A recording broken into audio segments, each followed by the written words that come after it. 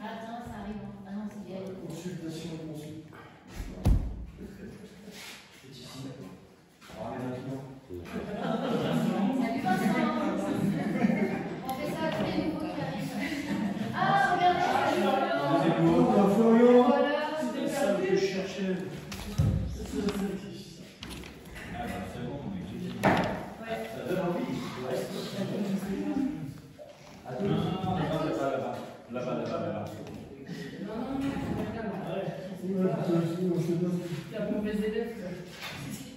Allez, on va commencer. Oui, non, mais c'est pas grave. T'avais déjà vu. Alors, on commence. Bienvenue.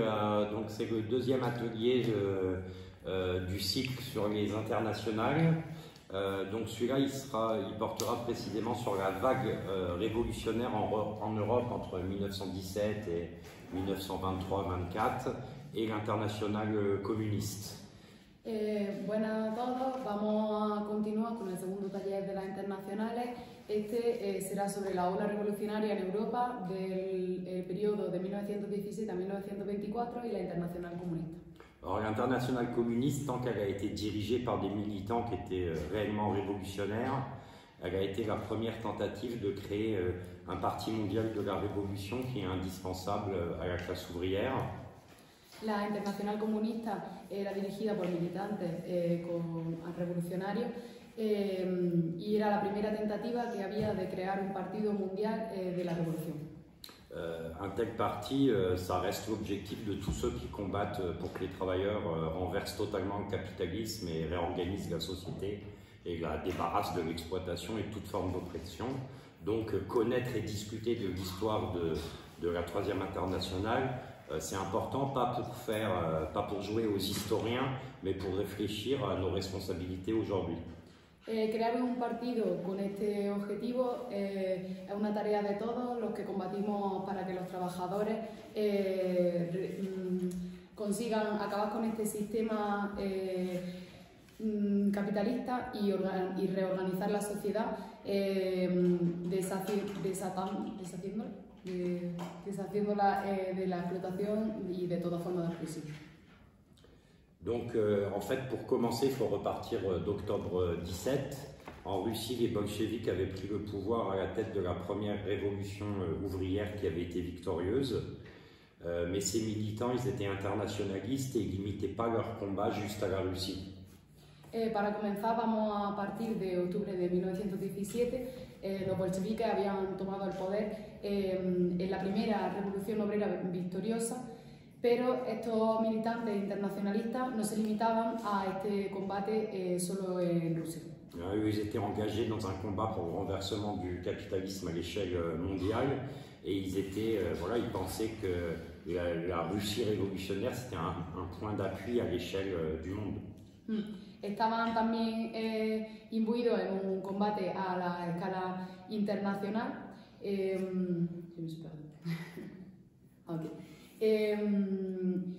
A la escala internacional y estaban determinados a ayudar a la revolución para que se extendiese desde Rusia a otros países.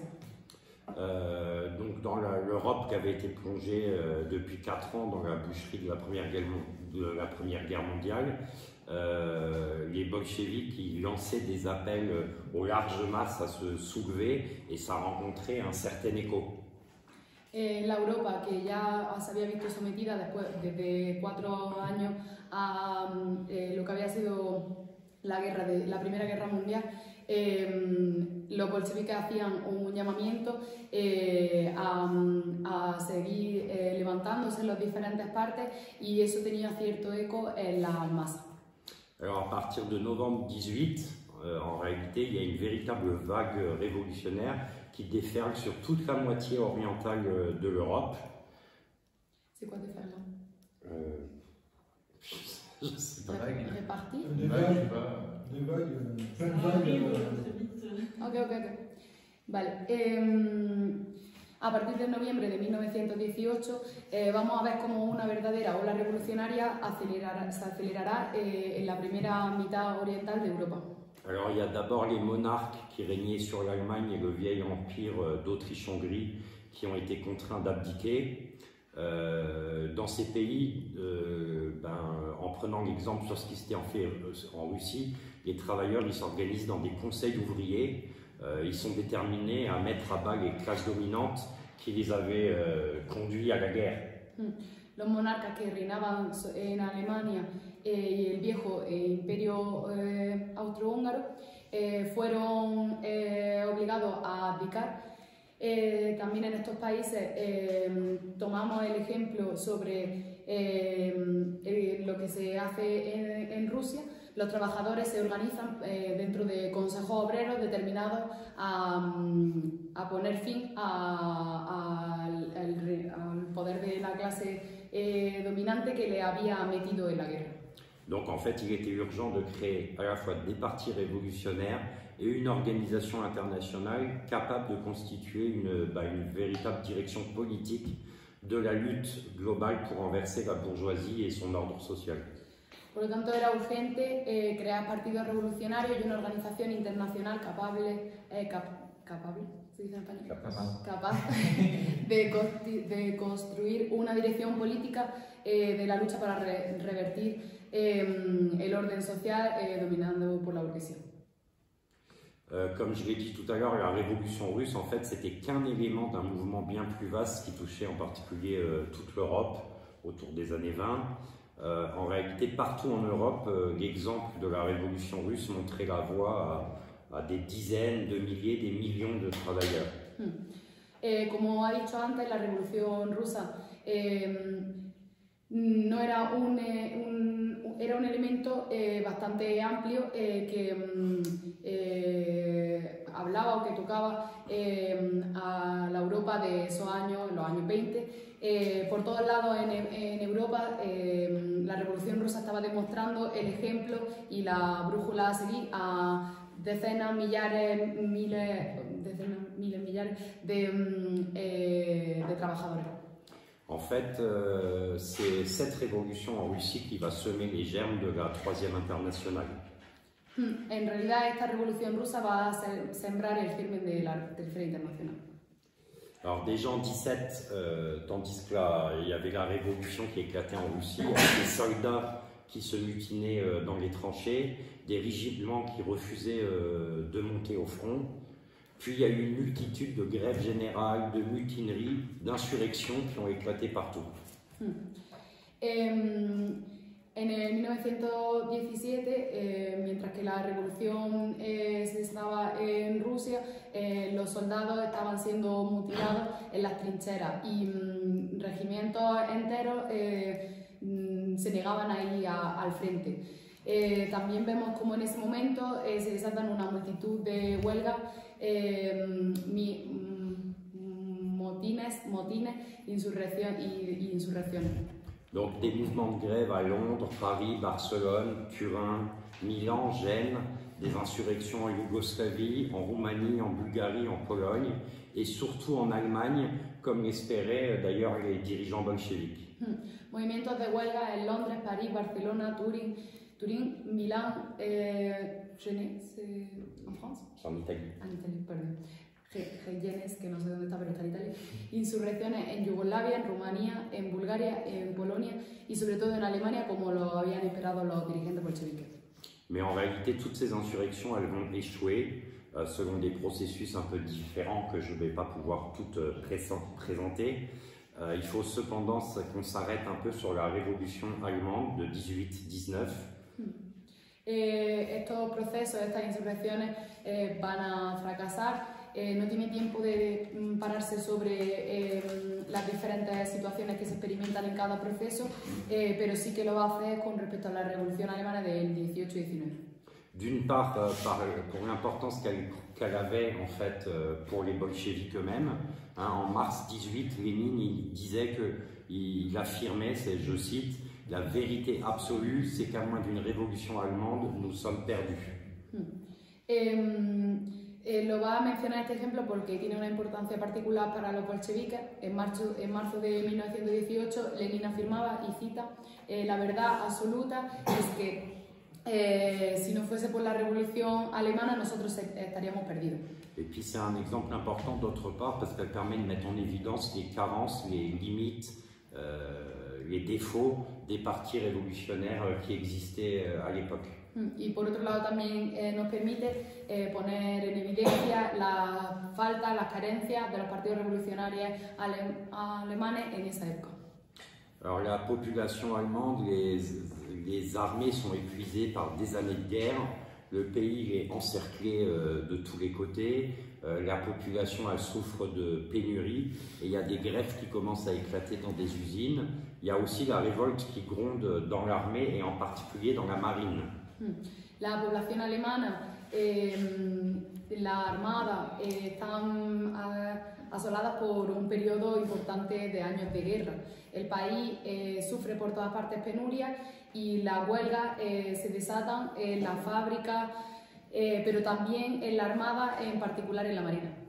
Et c'est justement des marins basés à Kiel, c'est à partir de marins basés à Kiel que ça va partir le 30 octobre 18. Il y a un mouvement qui va s'étendre en quelques jours à tout le pays. Alors en fait, ce qu'ils refusent, les marins de Kiel, ils refusent un ordre de l'état-major qui les envoie quasiment au suicide, un espèce de barreau d'honneur militaire qui savent qu'ils ne peuvent pas gagner. En gros, ils les envoient à la mort pour l'honneur de l'armée allemande. Y es justamente estos marinos que están especialmente en Kiel que el 30 de octubre de 1918 van a extender un movimiento en algunos días por todo el país cuyo objetivo es rechazar la orden del Estado Mayor de ir hacia una ofensiva suicida donde lo único que se está exigiendo es mantener el honor del país y ellos saben perfectamente que no van a poder ganar. Donc alors les marins refusent déjà d'aller mourir pour l'honneur des amiraux, mais ils ne s'arrêtent pas là, ils appellent aussi le 3 novembre la population et les travailleurs à se soulever et à créer des soviets, des conseils. C'est quoi, amigo? Le chef militaire. Ah, ok, almirante, vale. No se niegan solamente a morir por el honor de los almirantes, ¿no? De esa orden del Estado Mayor, sino que también llaman el 3 de noviembre al resto de la población y a los trabajadores a levantarse y a crear soviets, consejos obreros. Alors il y a tous les ingrédients qui sont réunis pour que entre le 3 et le 9 novembre, l'Allemagne entière s'insurge et elle va se couvrir, tout le territoire va se couvrir de conseils ouvriers, de conseils de soldats, de marins, etc. Todos estos ingredientes dan lugar a que entre el 3 y el 9 de noviembre toda Alemania esté llena de estos consejos. Alors pour comprendre comment va se jouer la suite de cette révolution, il faut dire quelques mots du Parti social-démocrate allemand, le SPD. Para comprender cómo va a seguir esta revolución, hace falta decir algunas palabras del Partido Socialdemócrata alemán, el SPD. Alors, il comptait plus d'1 million de membres en 14 avant le déclenchement de la guerre. C'était un parti très important qui avait 110 députés, etc. Mais c'est un parti qui progressivement a été rongé par le réformisme, l'institutionnalisation et qui était qui avait fini en fait par défendre l'entrée en guerre. Era un partido que contaba con más de 1 millón de miembros en 1914, antes de que se desatase la guerra, y llegaba a tener hasta 110 diputados. Hay que analizarlo concretamente porque es un partido parce qu'il voulait rentrer dans la guerre, c'est ça? Ouais. Sí, porque tiene un papel dentro de querer entrar en el proceso de guerra, o decir que es más favorable entrar en el proceso de guerra. Au lieu d'appeler les travailleurs à refuser d'aller se battre contre leurs frères de classe, les directions de ces partis et le SPD, mais aussi ses équivalents en France et en Angleterre, dans leur grande majorité, ils ont pris fait des causes pour leur propre bourgeoisie et ils lui ont fourni un soutien politique et même parfois des ministres.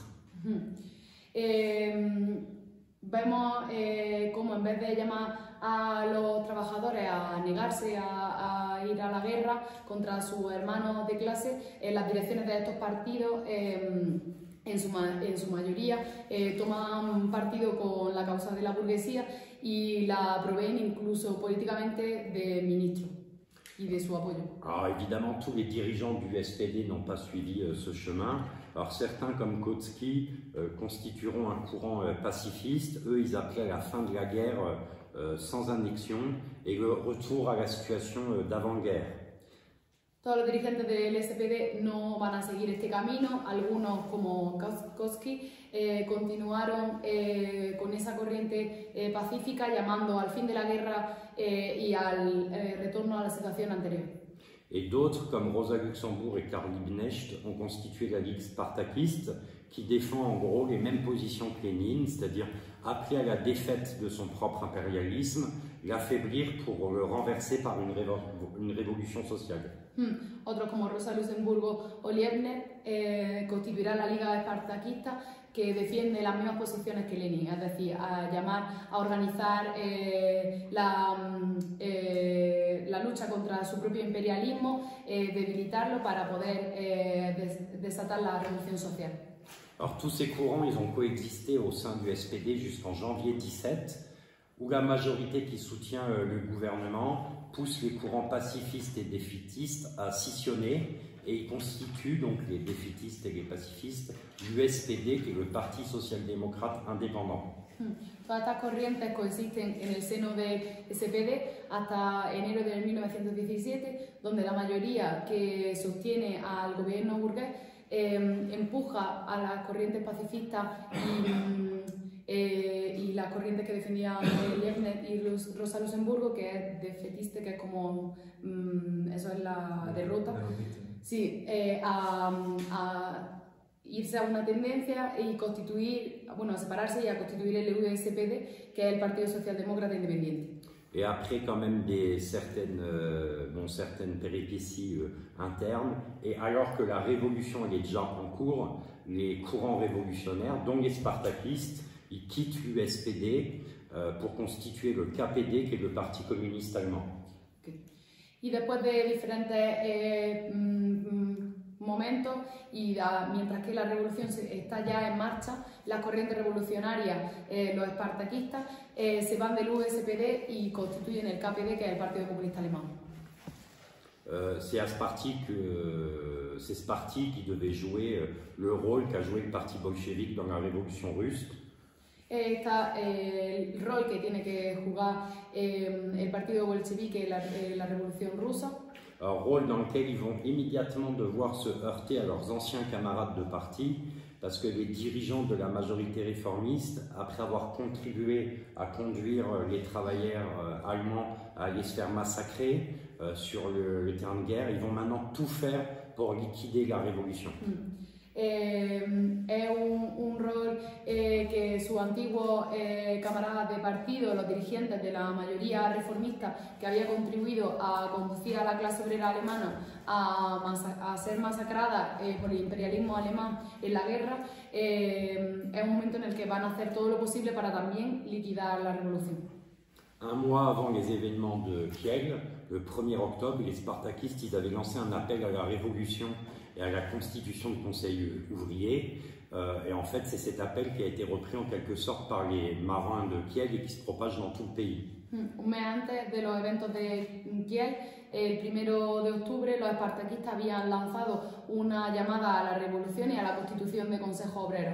Esta llamada la que se retoma de alguna manera por los marinos de Kiel y que se propaga por todo el país.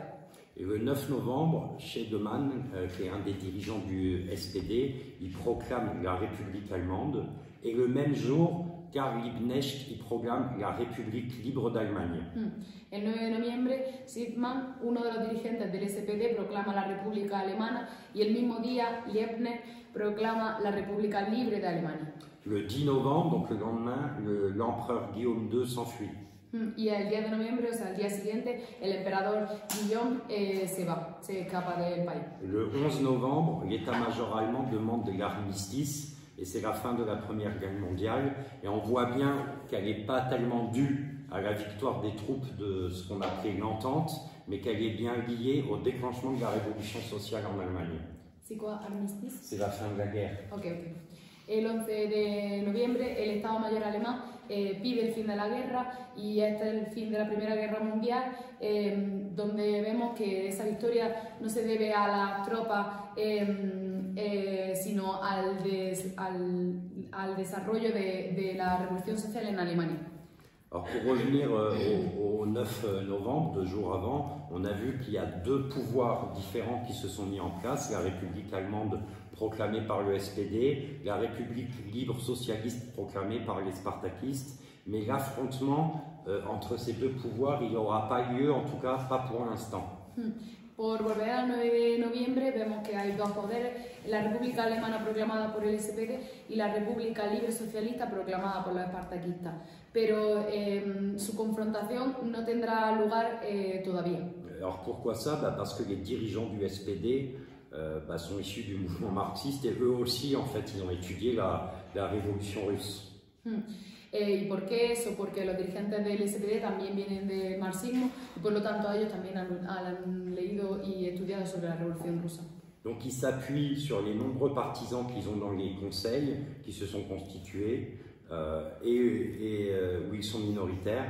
Ils font mine un peu de jouer le jeu du pouvoir soviétique, c'est-à-dire qu'ils font mine de faire vraiment partie du mouvement des conseils. Apoyándose en los numerosos campesinos que hay dentro de los consejos que se han constituido y donde son minoritarios el SPD, hacen un poco el papel de jugar poder soviético, que a lo que se refiere es como a hacer parecer que están dentro de los consejos jugando un rol importante. Alors si Guillaume II il est parti, l'appareil d'État lui il est resté intact.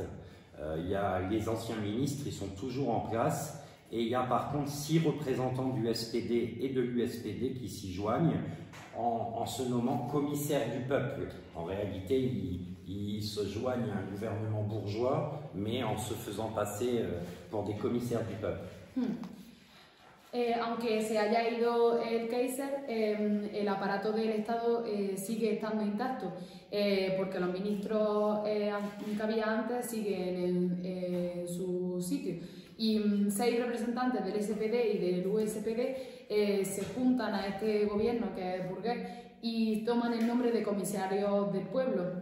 Sin embargo, eso es un título vacío porque lo que hacen es adjuntarse al gobierno burgués. En fait, ils vont se servir de la majorité qu'ils ont acquis facilement dans les conseils pour réussir à convoquer. En gros, il y a un congrès des conseils ouvriers, donc en gros, c'est on rassemble des délégués de tous les conseils, voilà, et ils vont se servir de leur majorité dans cette instance pour convoquer une assemblée constituante. Donc c'est un pas vers la mise en place d'une république représentative pour liquider le pouvoir des travailleurs via les conseils. Okay. Entonces, bueno, con esa estrategia que habían hecho antes del poder soviético y por lo tanto la mayoría que ganan a través de ella, el 6 de diciembre hacen un congreso de consejos que básicamente reúne a delegados de los diferentes consejos con los que después van a unas elecciones en una asamblea constituyente. Esto es un paso hacia la puesta en práctica de una república representativa y por lo tanto, y más importante, a la liquidación del poder de los consejos obreros. Alors en réaction, les spartakistes, ils appellent à une manifestation qui va réunir 150 000 manifestants à Berlin le 8 décembre. En reacción a esto, los espartaquistas llamarán a una manifestación que reunirá 150.000 manifestantes en Berlín el 8 de diciembre. Alors les commissaires du peuple du SPD, ils sont loin de faire comme les commissaires du peuple en Russie. Eux, leur taf, leur travail, c'est de tout faire pour réarmer l'État bourgeois contre les révolutionnaires. Et le 12 décembre, ils créent les corps francs. En gros, ils recyclent des officiers, des sous-officiers ultra-réactionnaires qui ont été mis au chômage par la fin de la guerre pour créer une bande armée. Sí. Vale. los comisarios del pueblo, del SPD, fuera de hacer lo mismo que su homónimo en Rusia, trabajan para rearmar el Estado burgués contra los revolucionarios. El 12 de noviembre se crean los cuerpos francos, donde básicamente reciclan a los oficiales y suboficiales muy reaccionarios que se habían quedado en el paro después del fin de la guerra, y son bandas armadas que se encargarán de la represión contra la revolución. Alors la situation elle se tend de plus en plus entre les courants révolutionnaires qui sont minoritaires dans les soviets et qui ont été écartés du pouvoir, et ce pouvoir avec le SPD. Voilà, et il y aura une insurrection spartakiste le 5 janvier qui va être terriblement réprimée. Vale. La situación se tensa cada vez más entre las corrientes revolucionarias que son minoritarias en los soviets y que han sido alejadas del poder, y el poder en sí mismo, que avanza metódicamente para minorizarlas todavía más. Veremos cómo el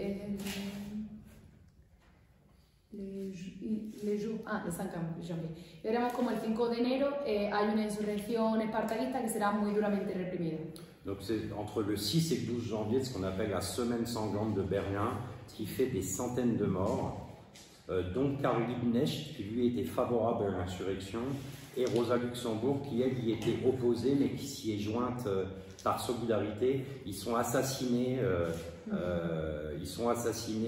15 janvier par des troupes qui les conduisaient en prison.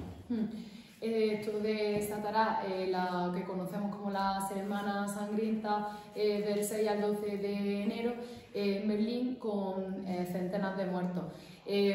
Por un lado tenemos a Karl Liebknecht, que era favorable a la insurrección, y a Rosa Luxemburgo, que se opuso pero que se sumó por solidaridad, que fueron asesinados concretamente el 15 de enero de 1919 por las tropas que lo estaban llevando a prisión.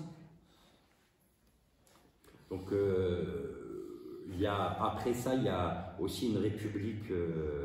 En gros, il y aura un nouveau élément de la révolution allemande en Bavière, où est déclaré le 7 avril une république des conseils, mais elle va être écrasée rapidement entre le 23 avril et le 3 mai, donc à peine un mois après, par l'intervention de 35 000 corps francs.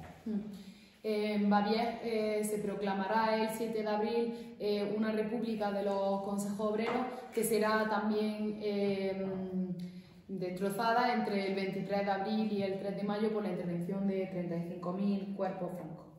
Et le 11 août 19, les dirigeants du SPD terminent le sale boulot, et c'est la proclamation de la République de Weimar sur, j'ai envie de dire, sur des tas de cadavres de révolutionnaires.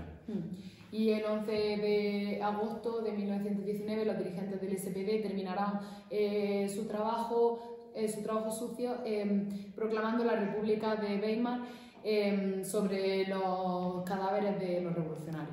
Donc pour les bolcheviks, l'échec de la révolution allemande, c'est un coup vraiment terrible, car elle éloigne immédiatement la possibilité de soutien dont ils avaient besoin pour étendre la révolution à l'échelle internationale.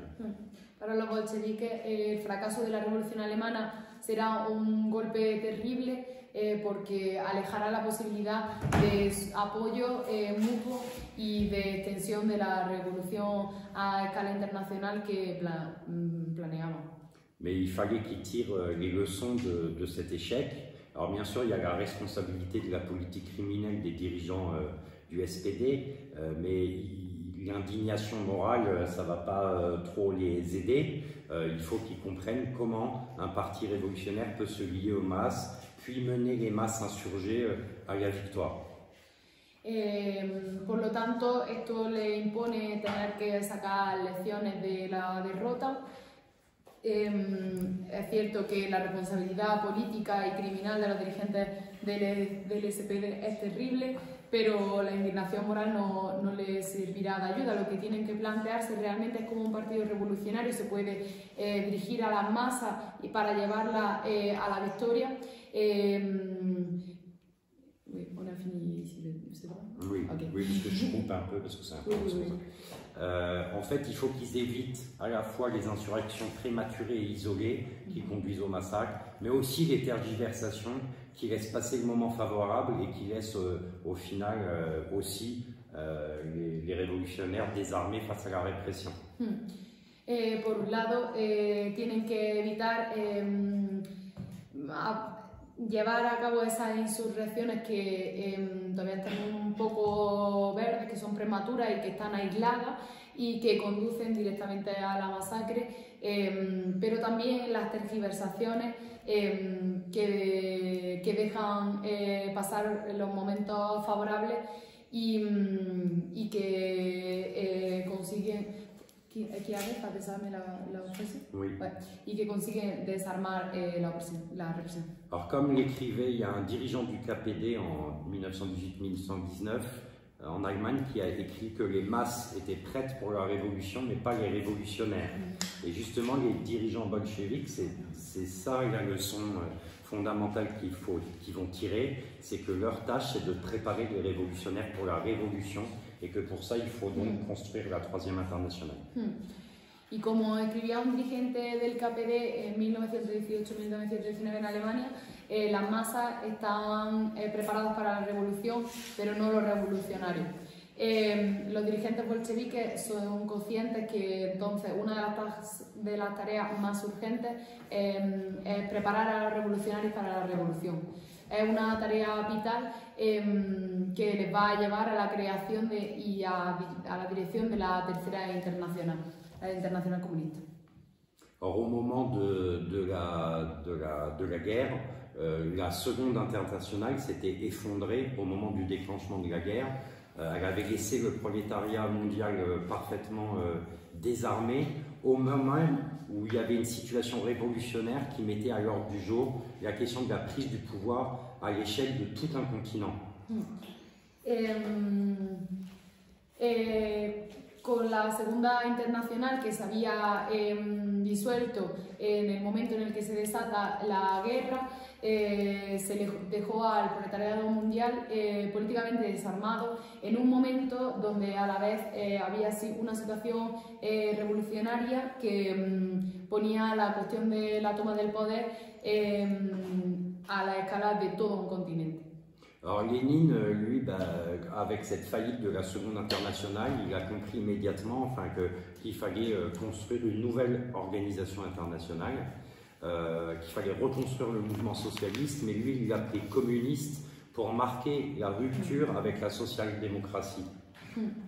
Lenin, que había anticipado esto desde la Segunda Internacional, llama a reconstruir un movimiento socialista internacional que llama comunista para marcar la ruptura realmente con la socialdemocracia, con los socialistas. Quand les spartakistes, en fin décembre 1918, ils transforment leur parti en parti communiste, Lénine, il écrit même dans une lettre qui s'appelle « Lettre aux ouvriers d'Europe et d'Amérique », dans un texte, il écrit que pour lui, la Troisième Internationale, elle existe déjà dans les faits après la création du Parti communiste allemand.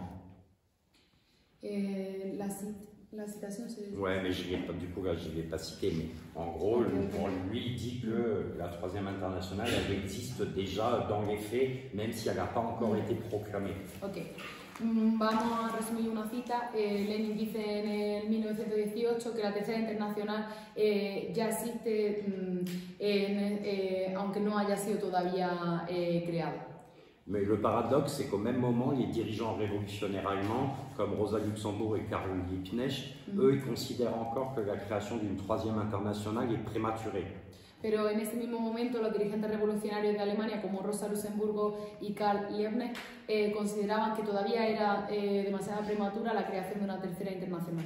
Alors en mars 1919, quand il va y avoir le congrès de fondation de l'Internationale communiste, malgré la réticence du délégué allemand, les militants présents, les dizaines de militants présents, qui ont eu d'ailleurs beaucoup de mal à arriver jusqu'à Moscou, eux, ils voient très bien qu'il y a une course de vitesse qui est engagée entre les communistes et la coalition des bourgeoisies impérialistes qui essayent à la fois de briser la révolution russe et qui essayent de s'opposer a tous les soulèvements révolutionnaires en Europe. A pesar de las reticencias de los delegados alemanes, los militantes que fundan la Internacional Comunista en marzo de 1919 son conscientes de que tienen la necesidad de acelerar el proceso frente a una coalición de la burguesía imperialista que se están armando por un lado para destruir la revolución rusa y por el otro para desarmar las diferentes revueltas que hay a lo largo del continente. Alors, durant les débats du premier congrès, qui sont en partie consacrés à la rédaction du programme de l'Internationale communiste, les dirigeants bolcheviques, en gros, ils mettent en avant l'idée que partout, leurs camarades d'Europe occidentale, ils doivent réussir à expliquer aux masses la signification, l'importance et la nécessité d'un système de conseil, de soviets, et que l'objectif politique fondamental, c'est en réalité la prise du pouvoir par les travailleurs, accessible dès maintenant, et c'est pour ça qu'il faut répandre et organiser les soviets. En estos debates, durante la redacción del programa de la Internacional Comunista, los dirigentes bolcheviques discutirán sobre todo la necesidad de extender el sistema de consejo de los soviets para que la cuestión central sea la toma de poder por parte del obrero. Au terme de ce congrès, une fois que la Troisième Internationale elle est fondée, Lénine et les militants, ses camarades, savaient très bien qu'en fait ils ne faisaient que planter un drapeau. L'Internationale, elle n'avait encore pas un véritable appareil organisationnel et en fait elle avait encore très peu de sections et la lutte pour constituer des partis révolutionnaires ne faisait que commencer. Planter un drapeau, c'est prendre une initiative? Ouais, alors je ne sais pas comment vous traduiriez planter un drapeau, oui, c'est... Oui, en quelque sorte, c'est ça. Vale. Este primer congreso de la Internacional Comunista, Lenin y sus camaradas sabían que esto era solo con el inicio y que todavía no había un aparato fuerte y muy pocas secciones. Por lo tanto, la lucha para constituir los partidos revolucionarios no hacía nada más que comenzar. Alors, les 4 premiers de congrès de l'Internationale communiste, donc entre 1919 et 1922, ils sont importants parce que ce sont les seuls qui se sont déroulés avant la mainmise de la bureaucratie stalinienne sur le mouvement communiste à l'échelle du monde. C'est quoi mainmise? Le contrôle. El cuarto primer congreso que bueno, tenemos los congresos que se desarrollan entre 1919 y 1922, son los que hay antes de que se tome el control por parte de la burocracia stalinista sobre el movimiento comunista internacional. Dans toutes ces thèses de congrès qui sont accessibles, qu'on peut encore lire aujourd'hui, on voit les préoccupations qui occupaient la direction de l'Internationale communiste, qui cherche à structurer un mouvement réellement international, à ajuster sa politique en fonction des situations, des évolutions géopolitiques, mais on voit aussi les difficultés qu'ils ont à rendre les sections de l'Internationale communisme réellement capables d'assumer un rôle de parti révolutionnaire. En estas tesis que son accesibles, se pueden buscar, lo que podemos ver es la preocupación central de los dirigentes bolcheviques que buscan estructurar el movimiento internacional, ajustar su política a las evoluciones del contexto y también a hacer que sus secciones a nivel internacional sean capaces de asumir su rol y de partido revolucionario. Alors je vais prendre pour ça l'exemple de la France. Le PC, en fait, il s'est constitué en décembre 1920 au congrès de Tours par une scission avec la SFIO. Il est composé majoritairement de militants dévoués et authentiquement révolutionnaires. SFIO Socialiste. Socialista, ok. Voy a tomar el ejemplo de Francia. El Partido Comunista se constituyó en diciembre de 1920 en el Congreso de Tours, que es una ciudad allí, por una escisión de la SFIO, que es el Partido Antisocialista, y estaba compuesta en su mayoría por militantes devotos y auténticamente revolucionarios. Il y a aussi dans sa direction des militants internationalistes convaincus comme Alfred Rosmer, qui était avant-guerre un dirigeant syndicaliste révolutionnaire qui après une rencontre, enfin, qui s'est lié à Trotsky, etc., et qui a pris fait et cause pour la révolution russe. Estaba en esta dirección de militantes internacionalistas convencidos. Había un compañero que se llama Alfred Rosmer, dirigente sindicalista revolucionario de la CGT antes de la guerra, que se había se había emparentado con Trotsky en la defensa de la révolution russe.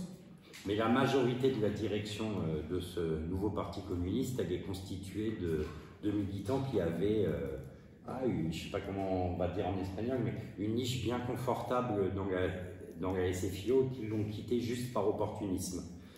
Et cette direction, elle fait beaucoup de résistance face au conseil que lui donne l'Internationale communiste. Pero la mayoría de esta dirección se constituirá por militantes que habían abandonado la dirección del Partido Socialista que he mencionado antes y que la habían abandonado por oportunismo. Esta dirección jugará una resistencia pasiva frente a los consejos de la dirección de la Internacional comunista. Alors, par exemple, les militants qui dirigeaient l'Internationale communiste, ils avaient non seulement cherché à construire des partis nombreux implantés dans la classe ouvrière, mais bon, ils voulaient surtout en faire des partis révolutionnaires qui avaient rompu avec les traditions réformistes depuis des décennies dans le mouvement ouvrier, mais ce n'était pas chose facile parce que ces traditions réformistes, elles étaient durablement enracinées. Los militantes que dirigían y creaban esta internacional comunista, sobre todo Lenin y Trotsky, habían no solamente buscado construir un partido grande implantado dentro de la clase trabajadora, sino partidos verdaderamente revolucionarios, que rompiesen con sus tradiciones reformistas que llevaban decenas de años enraizadas dentro del movimiento obrero, lo cual no era tarea fácil. Alors, par exemple, l'Internationale communiste elle a appelé les peuples coloniaux à rejoindre son combat contre l'impérialisme et elle a insisté pour que les partis communistes des pays impérialistes combattent le colonialisme de leur bourgeoisie nationale et s'implante parmi les travailleurs des colonies. Por ejemplo, la Internacional Comunista había llamado a los pueblos colonizados a unirse a su combate contra el imperialismo e insistían en que los países comunistas de los países imperialistas combatiesen también ese colonialismo de su burguesía y se implantasen entre los trabajadores de las colonias. Et pendant le 4e congrès de l'Internationale communiste, Trotsky avait dénoncé, je cite, la mentalité de possesseurs d'esclaves des militants du parti français, parce qu'ils avaient une politique en Algérie qui était dramatique, et ils refusaient par exemple l'adhésion des militants indigènes.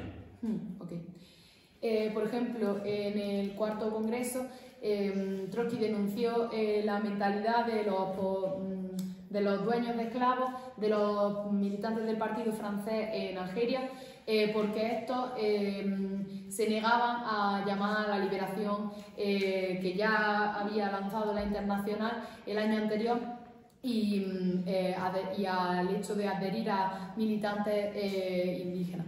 Tout ça pour dire que dès le début, le combat pour construire de véritables partis révolutionnaires était une lutte difficile. Todo esto para poder decir que desde el principio la lucha por construir organizaciones realmente revolucionarias era una lucha difícil. Et puis en fait, dès 1924, les soutiens français de Staline ils vont exclure Rosmer du parti communiste. Al final de 1924 vamos a ver cómo los apoyos franceses de Stalin en el Partido Comunista van a excluir al dirigente que habíamos mencionado antes, Rosmer. Rosmer, il avait fait beaucoup de voyages en URSS et il a écrit un livre qui s'appelle Moscou sous Lénine, qui est très intéressant parce que il rend de façon un peu vivante ce qu'était la vie à Moscou dans les premières années du pouvoir soviétique, mais aussi quels étaient les débats politiques, et y compris, on voit dans ce livre, quels étaient les débats avec les différentes sections de l'Internationale. Rosmer había hecho muchos viajes a Moscú y tiene un libro que se llama Moscú bajo Lenin, del que recomienda la lectura porque no solo nos permite poder ver cómo era la vida bajo el poder soviético en los primeros años, sino también cuáles eran los debates políticos, tanto allí como en el seno de la Internacional. Bon, pour continuer là sur un peu ces difficultés qu'ils avaient, au deuxième congrès de l'Internationale communiste, l'Internationale va adopter ce qu'on appelle les 21 conditions d'adhésion.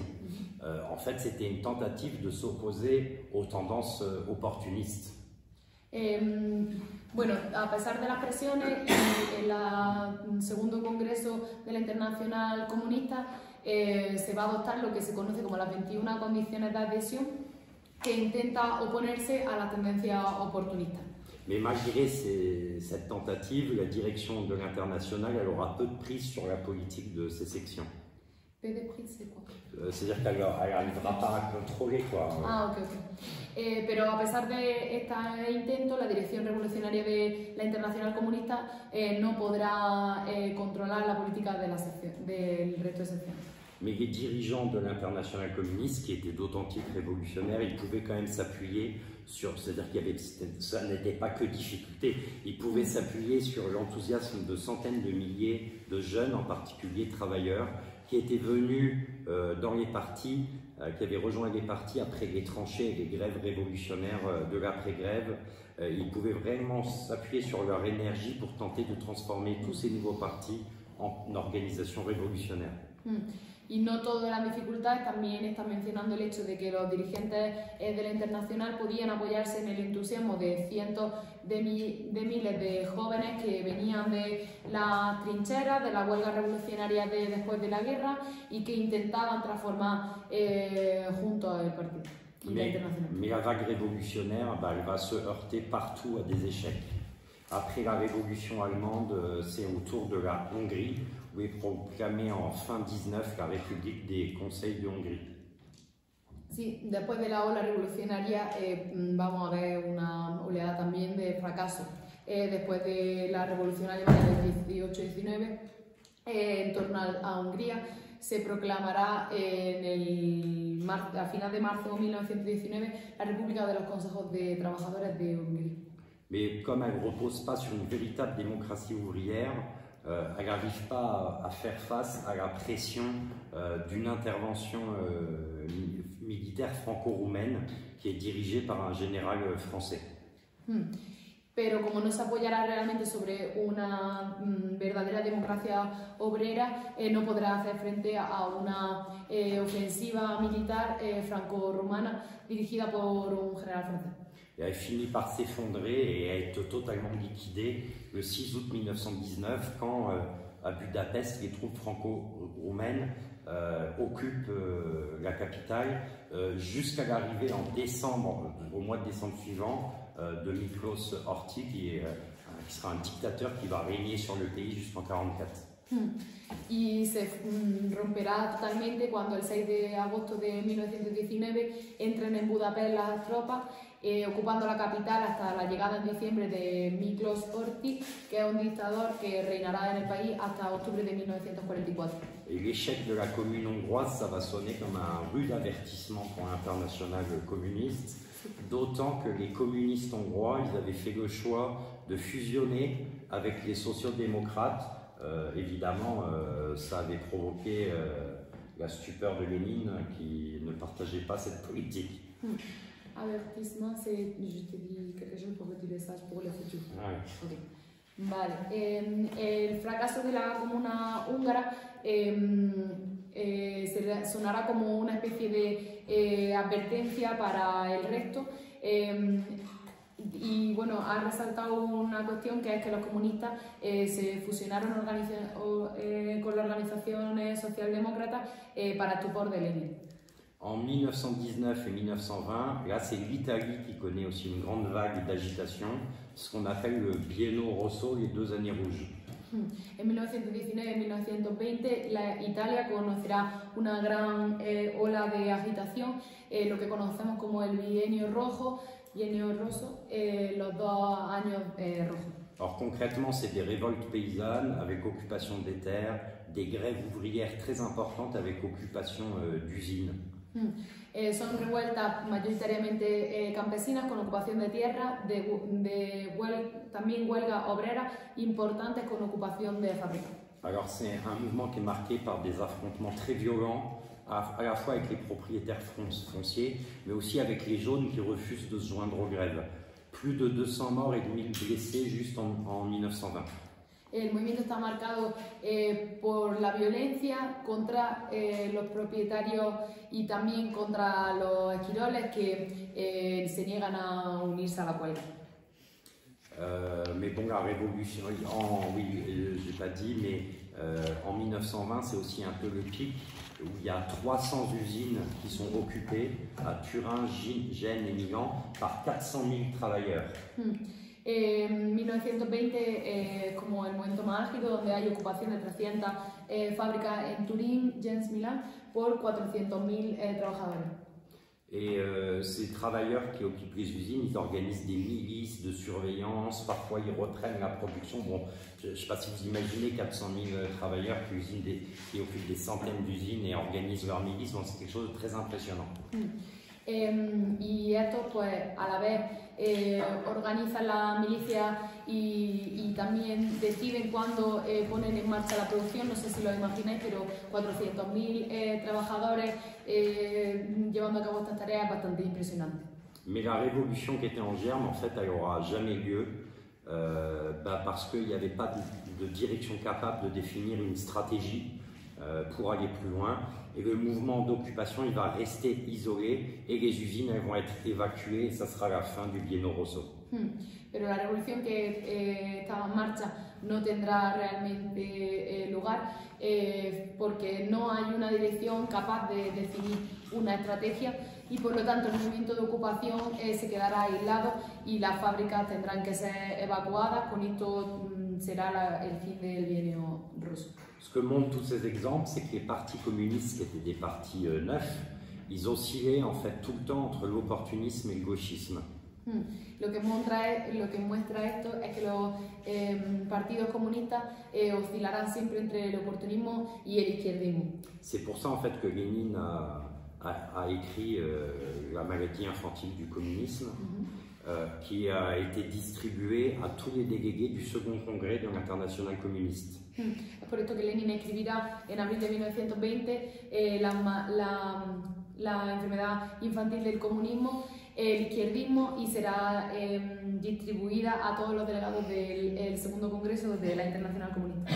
Mais en fait, ça ne va pas empêcher toute une série d'erreurs parce que ça n'empêche pas en Allemagne le KPD de prendre l'initiative en mars 1921 d'appeler à une grève générale insurrectionnelle dans un contexte où ils savent qu'elle n'a aucune chance d'aboutir. Sin embargo, esto no llevará a que se terminen los errores. El KPD, concretamente en marzo de 1921, tomará la iniciativa de llamar a una huelga general insurreccional en un contexto donde saben que no tienen ninguna oportunidad de ganar. La grève, elle reste totalement isolée, elle s'achève en fait par une grande vague de licenciements de militants communistes qui ont suivi le mot d'ordre, et aussi par une crise profonde à la fois dans le KPD et aussi entre le KPD et la direction de l'Internationale. Esta huelga se quedará totalmente aislada y se convertirá en una grandísima oleada de despidos para los militantes comunistas que habían seguido la orden, también en una crisis profunda en el seno del partido y en la relación con la dirección con la Internacional. En 21, c'est le troisième congrès de l'Internationale communiste. Trotsky fait un constat, donc à ce pareil, je cite, il disait « Le triomphe du prolétariat au lendemain de la guerre a été une possibilité historique, mais cette possibilité ne s'est pas réalisée et la bourgeoisie a montré qu'elle sait profiter des faiblesses de la classe ouvrière. » En el tercer congreso de la Internacional Comunista en junio de 1921, Trotsky, y aquí cita, dice, el triunfo del proletariado Le lendemain, c'est le jour prochain de la... Le lendemain, c'est le jour. Oui. Sí. Pardon. El triunfo del proletariado, el día después de la guerra, es una posibilidad histórica. Pero esta posibilidad no se puede realizar, no se ha realizado, y la burguesía ha demostrado que sabe aprovecharse de nuestras debilidades como clase obrera. Alors, à ce troisième congrès, en fait, l'internationale, elle change de tactique parce qu'elle comprend que la question n'est plus la prise de pouvoir immédiate, mais la conquête des masses pour préparer les prochains soulèvements révolutionnaires qui se produiront forcément. Por lo tanto, la Internacional Comunista cambia de estrategia, pasa a prepararse para conducir a la masa hacia la toma del poder, porque sabe que inevitablemente se producirán otra vez momentos revolucionarios y hay que estar preparado. Mais en fait, c'est déjà trop tard. En août 22, par exemple, en Italie, le PC il appelle à la grève générale, mais c'est un échec.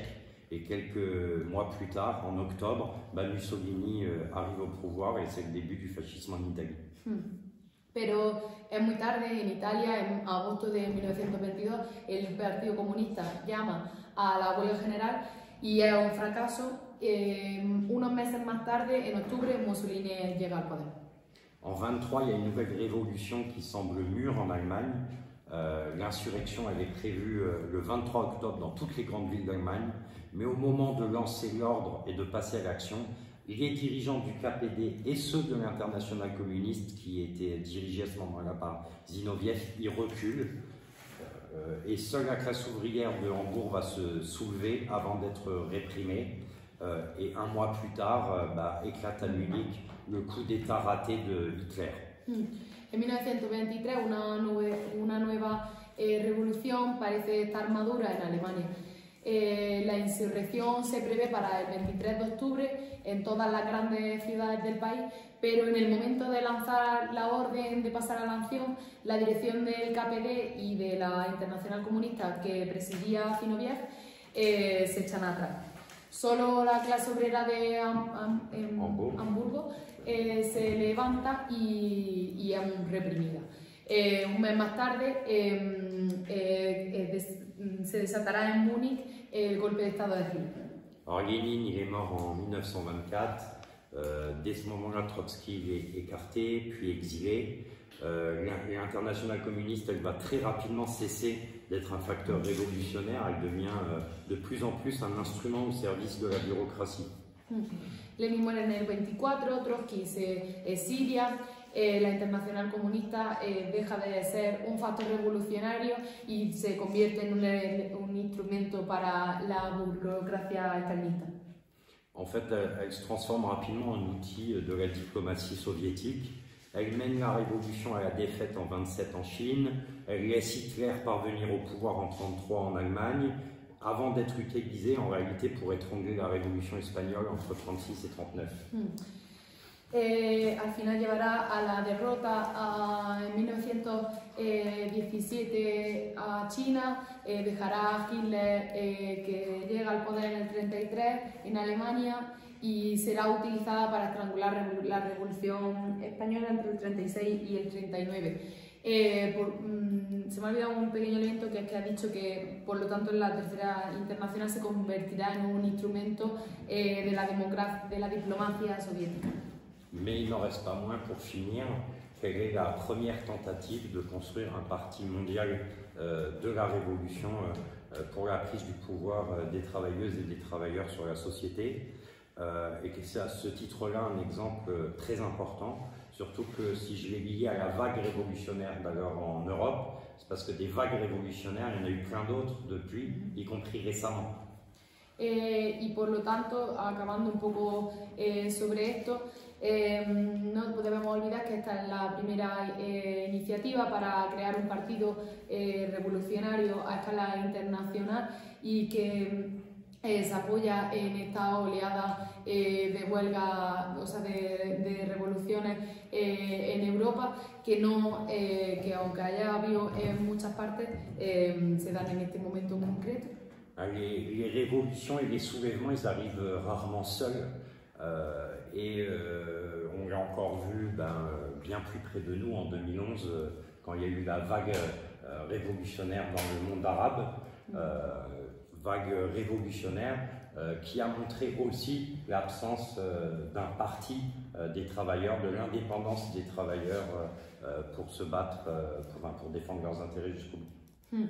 Las revoluciones nunca vienen solas. Ha puesto el ejemplo de la primavera árabe, que en el 2011 también se vio carente de la dirección de un partido que delimitase la independencia de clase, un partido de los trabajadores. C'est pour ça que, juste là c'est vraiment ma dernière phrase, que notre politique aujourd'hui c'est toujours la construction de partis révolutionnaires authentiques et d'une internationale, d'un regroupement international pour aller vers un véritable parti mondial de la révolution, que c'est toujours notre politique et que la discussion et les discussions qu'on doit avoir, c'est comment s'y prendre aujourd'hui dans les coordonnées politiques qui sont les nôtres. Y por eso nuestra tarea principal sigue siendo construir organizaciones revolucionarias y reagrupamientos internacionales donde busquemos la manera de llevar a cabo esa revolución a escala internacional.